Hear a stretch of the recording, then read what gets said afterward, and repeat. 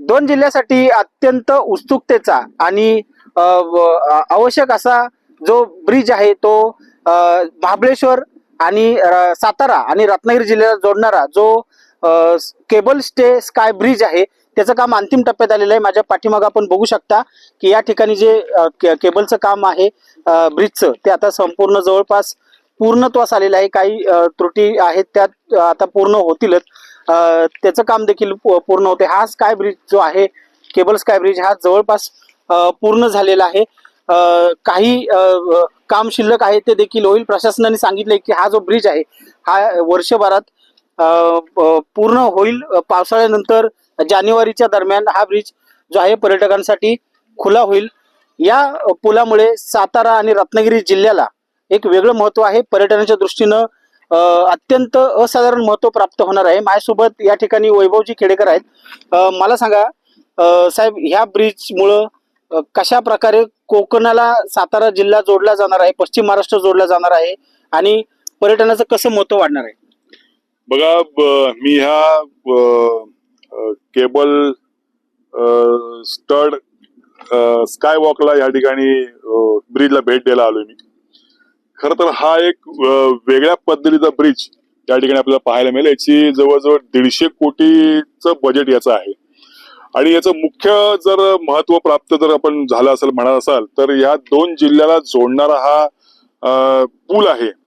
खर तर सातारा जिल्ह्यातनं रत्नागिरीला कनेक्ट होणारा हा ब्रिज आहे। पर्यटनातही वाढ होणारच आहे, म्हणजे महाबळेश्वर नंतर थेट आपण सातारा नंतर आपण रत्नागिरीमध्ये जाणार आहोत आणि ते आमच्या खेडमध्ये थेट हा ब्रिज कनेक्ट होणार आहे।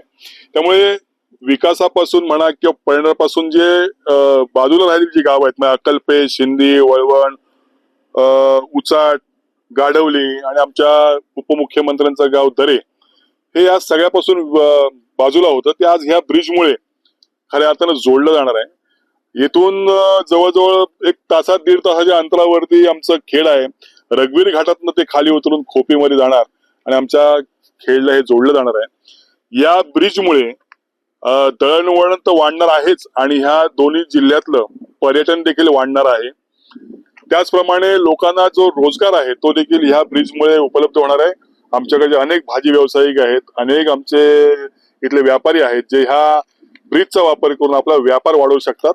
खऱ्या अर्थानं कोकणाच्या विकासाला चालना देणारा हा ब्रिज आहे, त्यामुळे अनन्यसाधारण महत्व या ब्रिजचं आहे।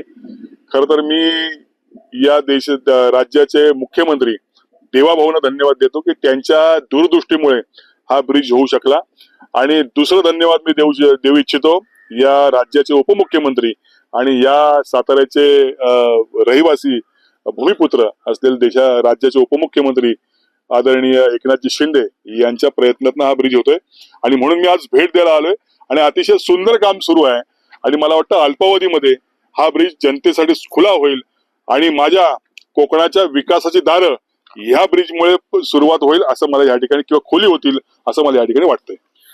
आपण बघतोय की या ठिकाणी काही दिवसावर, महिने पण नाही, काही दिवसावरतीच हा जो पूल आहे हा पूर्ण होईल आणि पर्यटकांचं आकर्षणाचं केंद्रबिंदू हा जो आहे महाबळेश्वर आणि रत्नागिरी जिल्ह्यातला खेडला जोडणारा हा केबल स्काय ब्रिज जो आहे, केबल स्टड स्काय ब्रिज जो आहे हा आता पुढच्या काही दिवसातच पर्यटकांसाठी खुला होईल।